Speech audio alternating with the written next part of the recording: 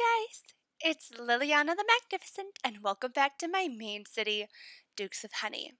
In this video, I am going to show how to win, either in a daily chess challenge or an event, a very complex negotiation, and also battling a very large army. So, a couple of different subscribers have said that they really struggle with solving very complex negotiations or going after the very large armies if you're, a tiny player or have low attack boosts and things. And lucky for me, the daily challenges both have those options in it. So I figured, let's just double up and get these done and show you the strategies that I do. So a tavern boost for an extra turn that's not my tavern. A tavern boost does not work on your daily challenges or even event challenges. Those only work for GE, which is Guild Expedition. That's that extra turn for any negotiation. So really, you just have to solve it the best you can. And I will say I am not absolutely perfect, and I'm not even going to use FoE Helper. If you are on PC, FoE Helper does help this, but we're going to play like we're on mobile, and you're just going to watch me and my strategy.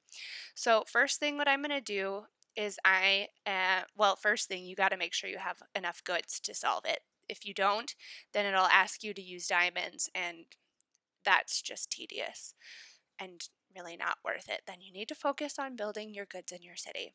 Okay, so this is what we're going to do. I'm going to ignore one of these this next round and not place it into rotation. So we'll hold off on the crate. And we're going to see what lands. And then we're going to put another one of these in to see if maybe it's a parent. We're going to put this in. I'm still not going to use my crate because the minute you do, it kind of can affect it. And right now you always get 4 turns with a very complex negotiation. And if you leave one out, there's just a higher likelihood that you'll be able to get it to go where it needs to. So what I'm going to do actually is use another of the steel because I know it has to be somewhere. I don't know if this one even is going to be somewhere, so there's not a point to putting it in twice, whereas this one, I know it is, so I'd rather eliminate an option of where it could be. So that's my rationale. And see, there's that rationale. If I would have used 2 on this, it could have impacted, and I wouldn't have maybe known if 2 crates needed to go here, whereas right now I know for sure a crate is going to go here because this is my last thing and it hasn't been placed anywhere, and I know now that my steel is absolutely going to be here, and so you are not going to use any of the luxury materials. So that's why I did place this one here and I didn't do this one twice, because then, ta-da, you win.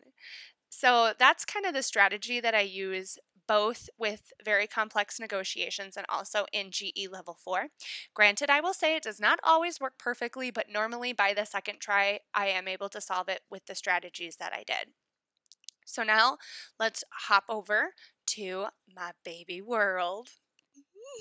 It's not really a baby, but somebody said they didn't like that. Well, they didn't say they didn't like it, but they were like, Lil, you call this city your secondary city. And I was like, oh, that sounds bad because I actually do love my little city. So I decided I'm going to try not to call it a secondary city. And it's instead my baby city. Okay, here we are. First, what we're going to do is we're going to activate a tavern boost for attack. This does work on daily chess challenges, just so you're aware. So I normally always just go for the 30-minute. And there's this defeat the large army. Wish me luck. I hope this is going to go well. You always want to manual battle. You don't want to auto battle. You also want to try to pair things against the military enemy units. So right now we have a fast unit and we have a ranged unit. So I know that my heavies are good against light, and I know these ones are good against heavies. Let's see. There is some lights here, but there are really no heavies. So I'm just going to get rid of one of them. It is nice having rogues. If you have them, your likelihood of winning increases. Granted, I don't have a ton of rogues. I'm not going to use these guys. I do not like them. I don't think they're helpful. This one is also good against heavies. I'm debating here, friends, on what I want to put in. Do I just want to put in another heavy and wish it luck? Because this one is going to be good against killing my archers, and that's not good. This, however, is strong against heavies, so that's kind of a challenge. But I don't think anything actually kills the ranged easily, except for the lights, and these are not very useful. Nope, those kill the fast. Those aren't very useful here. Maybe we do just put a second one of these in. Oh, dilemma, dilemma, dilemma. Let's do it. At least it'll stay kind of far away. Okay, so don't auto battle. We're going to go in with 3 rogues. We're going to see how we can do. I'm nervous. This is my attack is not very strong here. So what I want to do first is actually hold everybody back, and I want all of these guys to come towards me, because the minute you start pulling everybody out, then they don't have to go so far in order to attack you. But I do want to try to protect this from getting destroyed very quickly. So let's actually move this one out 1, and we're going to move this one out. I actually am going to move this one in just so that you guys can see my rationale. I'm going to try to protect things. And this is going to go here. And then when I get to my rogues, I'm going to move them in so that they get hit first. So now I've just protected, I've kind of bubbled off these, because when my fast units come down, they can destroy them very quickly. So right now I've just protected them. I'm also making it so that these will hit my rogues versus my others. They're also going to go after the rogues. Obviously you can't help them hitting those, but that's okay.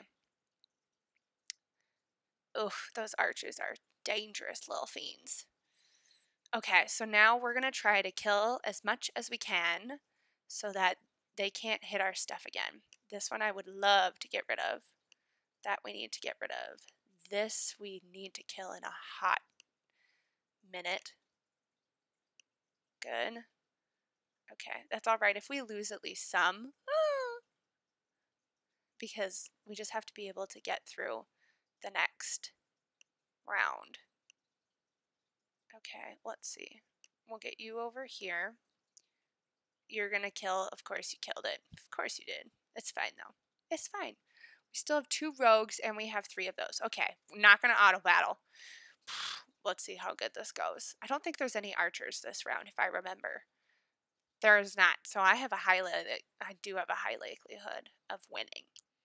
Granted, you are going to have practically everybody in your army dead, but that's fine.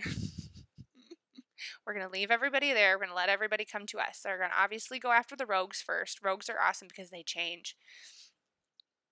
And then we're going to kill everybody as much as we can. Anyway, we'll go after you guys. Come on out. I don't mind them coming out now because these are actually strong against either of those. So, oh yeah, we're going to win this. Yes, look at that. But this is like the method to my madness. You need at least some rogues. You need to activate your tavern boost, and you need to pair as best as you can. So, yay! That is how you beat the hardest things. And granted, my attack, you guys, I mean, it's not huge in this world. A 77 or 75 and a 77, it's not huge. So, I don't even have a CDM yet. I'm working on that. Anyway, hopefully this was helpful, you guys. If it was, give it a like and subscribe. You can also click the little bell next to the subscribe button and you'll be notified whenever I put out new videos. Have a good night, guys. Or a good day. Just a great everything. Okay, bye.